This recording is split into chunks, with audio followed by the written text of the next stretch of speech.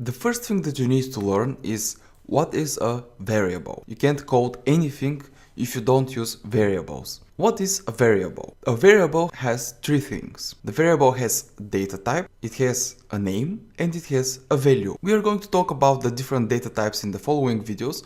So here I'm just going to show you one simple data type, and I'm not going to dwell too much in the data type itself. Let me just go ahead and write one simple variable, and we will take it from there and I will explain what is what. So let's create the variable int number equals to 5. Let's take this apart. We have the data type of the variable. The first word, the first keyword is the data type.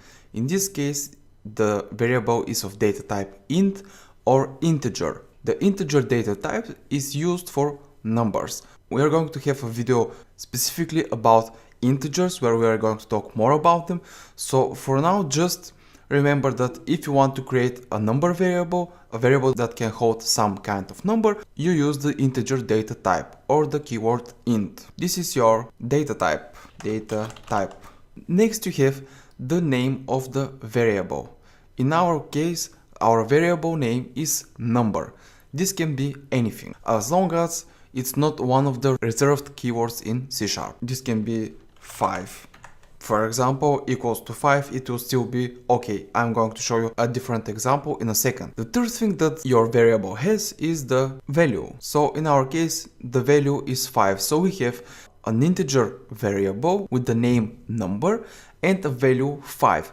So whenever we use the name of the variable, the name number, it will give us the value 5. In order to give value to your variable, you have to use the equal sign. And like we just spoke about the quality tips that I gave you, you have to leave one free space on both sides of the equal sign. If we want, we can change this to word, for example, just so that you don't think that there's something special with the name of the variable being number. So even if you name it word, it will still work. If you name it int, it will not work since int is a reserved keyword in C#.